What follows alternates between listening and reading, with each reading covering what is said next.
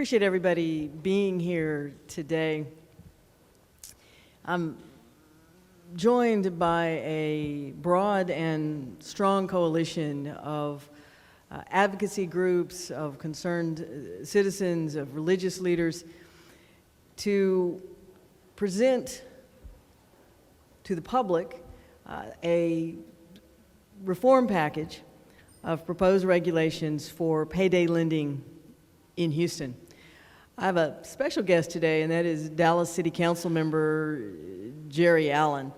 The council member actually sat in my office sometime in 2012, I think it was almost 2 years ago, and laid out what Dallas had done about payday lending. We discussed the issue of payday lending, and I committed at that time to explore the issue and see whether we could move forward here in Houston.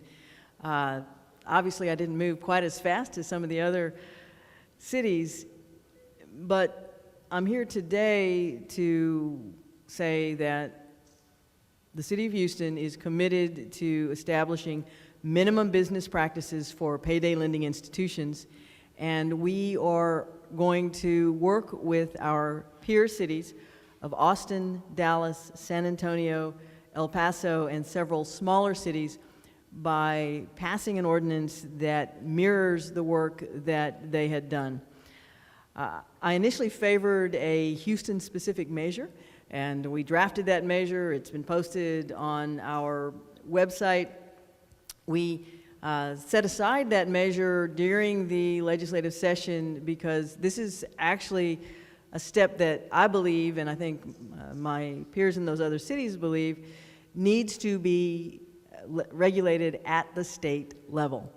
However, the state failed to act, and it is imperative that right-thinking individuals step up and do what we can to address the issue of payday lending. In taking up the city's original ordinance, again, I was comfortable with the ordinance. It's a little bit different than the ordinance that I'm presenting today, and there are some elements of it that I'm still rather attached to.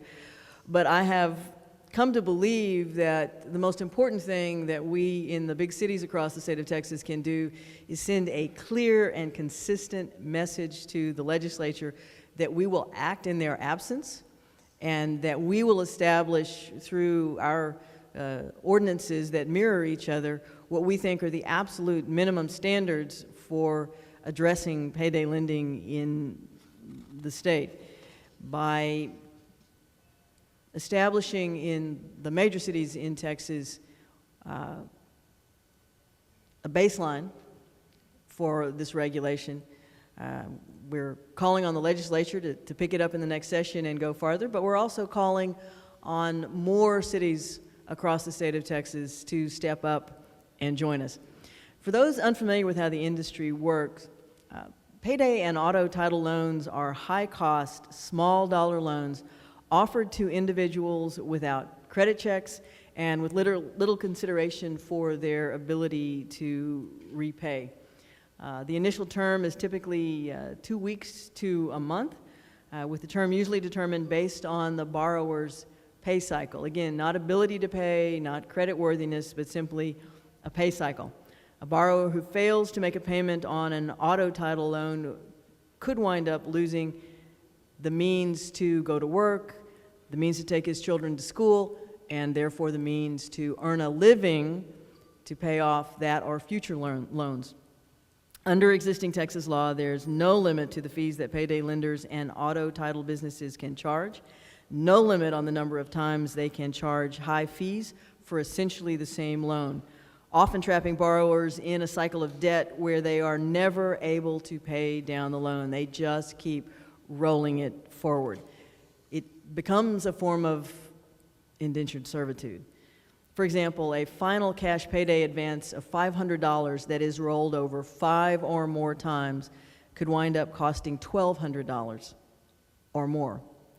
The proposed ordinance I'm sending to City Council for approval would help alleviate this problem by, and again, this mirrors that in other cities, requiring payday loan and auto title loan businesses to register with the city annually, limiting payday loans to 20% of the borrower's gross monthly income, limiting auto title loans to 3% of the borrower's gross annual income, or 70% of the vehicle's value, whichever is less, limiting single payday loans to no more than 3 refinances or rollovers, and installment loans to no more than 4 installments, requiring each installment, refinance, or rollover payment to reduce the total principal owed by at least 25%.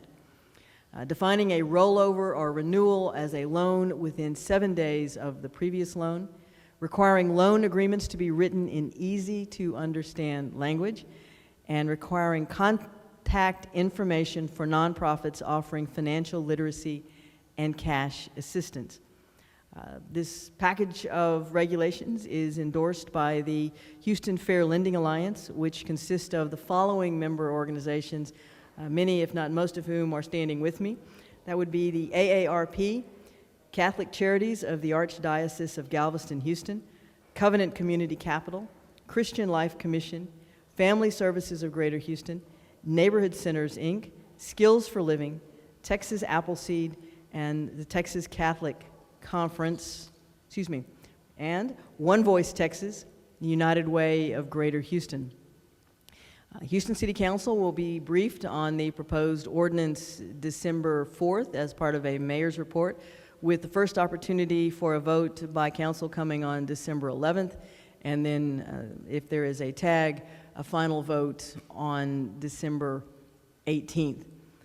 It would be our intention to implement the ordinance fully in July when the new budget cycle begins, but the most important thing we can do is stand up finally and say, payday lenders, while there is a place for short-term emergency loans, have created a marketplace that is usurious, that traps people in a cycle of poverty, and that we, across this community, have said we need to put reform in, that there is a reasonable way to step forward where payday lenders can operate legally but fairly for our communities. Now it's my honor to invite Anna Babin, the president of Houston United Way. Thank you, Mayor Parker. I'm delighted to be here today as part of a broad network of nonprofits, faith-based organizations, and the faith community in support of Mayor Parker and the city passing a strong ordinance addressing payday and auto title lending practices here in Houston. I encourage you to speak with representatives of my fellow organizations here. The mayor just listed many of them because they can provide their own firsthand insights about the negative impact of payday lending practices on Houston's most vulnerable, our low-income families. And on behalf of all, I applaud and thank Mayor Parker for bringing this issue to the forefront and for leading change to payday and auto title lending practices. So I'm here today because at the United Way, our mission is to create lasting change for the better of the community. An important part of our work is our initiative, United Way Thrive. For the last 5 years, United Way Thrive is focused on helping hardworking, low-income families achieve greater financial stability. We give them tools such as financial education and one-on-one financial coaching, job training, free income tax preparation, and an opportunity to build savings. The average Thrive family is a household with 2 children making less than $20,000 per year. And in working with over 180,000 families these past 5 years, United Way and its partner agencies have heard story after story that illustrate how payday loans obtained in an emergency create long-term financial setbacks for these struggling families.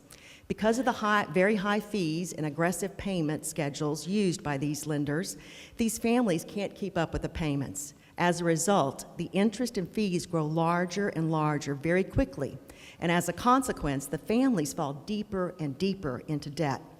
Let me share a few real-world examples from our Thrive families. Consider a family who took out a $480 payday loan to pay emergency bills and ended up losing their car because they got caught up in a cycle of paying $186 in interest and fees every 2 weeks, and they just couldn't keep up. Another family borrowed $300 from a payday lender because they hit hard times and needed extra money. 3 months later, they owed $700, more than double the original loan amount. And one family, desperate to pay their home mortgage, borrowed $2,500 from a payday lender, and before they could finally pay it off, incurred an additional $2,500 in interest and fees. Think about the impact that additional $2,500 had on a family struggling to keep a roof over its head. This proposed ordinance would help families provide them, families in need of a loan, a way to pay the loan balance off within a reasonable time frame and at a more reasonable cost. We know that thousands of Houston families are more financially stable today as a result of the help they receive from United Way Thrive. However, and this is a point I really like to stress, the United Way does not have, nor do churches have, nor any social service organizations have the resources to undo the damage done to families as a result of these high costs payday and auto title loans. Each year in Houston, $240 million is spent just on fees alone for payday and auto title loans. That figure does not include any of the original debt. This is money lost to the families, to our community, and to our economy. Families are at the core of our work, and we know that for hardworking families to flourish in the 21st century, we must assist them in their own efforts to achieve what every family wants. They want a good job and good wages. They want financial security, safe and affordable housing, and success for our children. So let's protect the hardworking, low-income Houston families from falling prey to unreasonable loan practices by supporting our mayor in this payday and auto title lending ordinance. Thank you. I'm proud that I have two members of the Houston City Council with me today, Council Member Steve Costello and Council Member Larry Green. I know there are more council members who are excited to see this ordinance moving forward.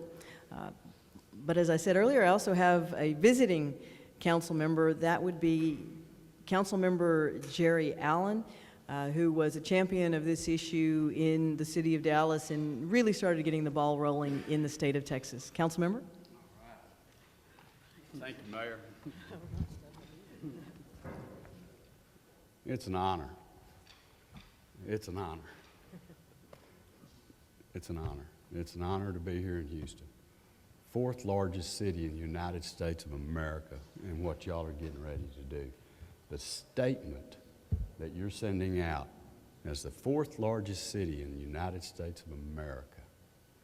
It's an honor to be here. It's an honor to be here. I've lived in Texas all my life, and I'm proud to be a Texan. Texas has a long and proud history. Our forefathers before us, you've got one right there as I walked in, your namesake. And that's what you're doing today. You're continuing that proud history of what Texas stands for. It's, Mayor, your courage to speak out. What it tells me is you're not a politician, you're a public servant. You're a public servant. You care about the people, not about the image of you, but about the people. I'm so proud to be here. It goes to show that when Texans, when we lock our arms together, when we come together, then no one can get in our way. And when we have our folks that might not be maybe asset poor, and quite frankly, Mayor, you know it, they don't vote. They don't vote. But somebody looks out for them. That's what this lady's doing right now. She's looking out for those folks. She's standing up for them. She's going to bring this thing forward. And when we bring these cities together, Houston, Austin, San Antonio, El Paso, There's other 10, all of us together. With Houston coming on board, there's going to be 6.5 million Texans that will be under this consumer protection. 6.5 million Texans. If we were a state with 6.5 million Texans, we'd be the 15th largest state in this nation. That's the power that we've got. And because Houston has stepped up, I guarantee you these other cities are going to follow Houston's lead. That's how powerful Houston is. The history of Houston is, the roots of Houston are strong. And yeah, I'm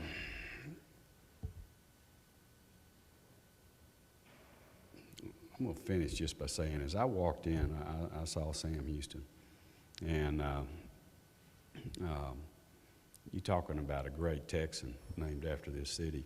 But I bet you a nickel, if he's up there right now, and he is up there right now, and he's looking down and he's saluting you, and he's saluting each and every one of you, and all you folks right here, he's saluting you. He's saluting you, saying thank you, thank you, thank you for what you're going to do. And from the bottom of my heart, as a fellow Texan, locking arms with y'all, I appreciate you, I salute you, and I'm so glad to say that we're brothers and sisters. I'm just so proud.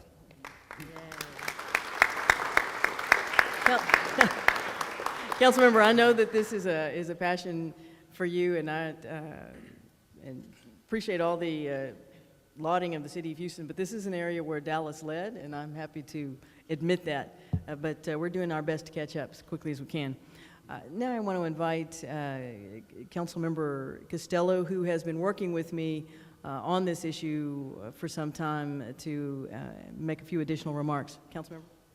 Thank you, Mayor. And I'm going to ask my colleague, just because I'm going to be relatively brief. As a businessman, I definitely advocate for free market, but there are certain times where there's a role in government, and this is a role in government. Councilmember Allen, he and I talked for over 90 minutes, and he didn't show you the passion that he showed me over the phone. And that's when I asked the mayor. But I just want to give you a personal view. What Ms. Babin described, I got a phone call from a family member from another state who lost their car to a title loan issue. And it was devastating. And what I asked my brother-in-law, I said, what happened? And he said, well, I wanted to do this on my own. I didn't want to ask for help. And that's what's happening to our community, and that's what's happening to these people, is that they get stuck in a circle of debt, and they can't get out.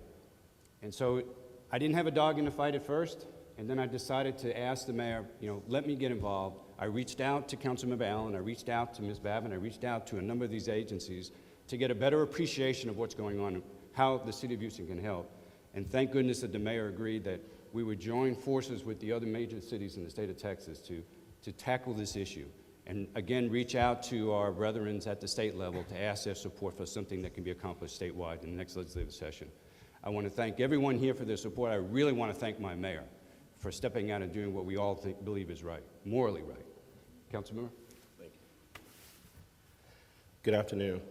First of all, let me just thank Mayor Parker in moving forward with this initiative. As our district council member that represents an underserved area, this piece of, or this ordinance is so important. We see a plethora of these lending organizations coming up in our neighborhoods, and so consumer protection is extremely important.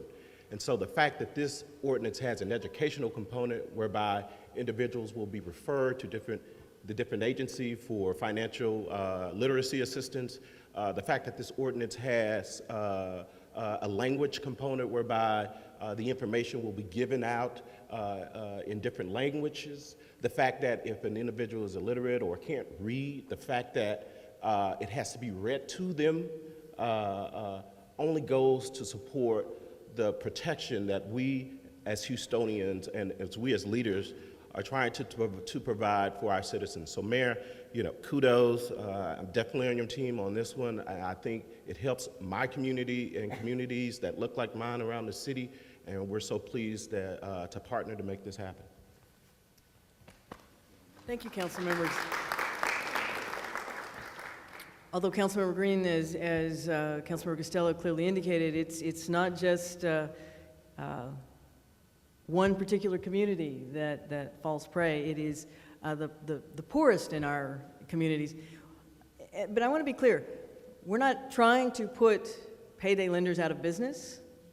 We're trying to put reasonable regulations in to allow a necessary service that doesn't become a painful negative reality for the folks who use that service. Again, we are committed to having a united front with our peer cities, and this is our ultimate goal is to make sure that these protections are extended statewide and that the Texas legislature also steps up and does the right thing. Are there any questions?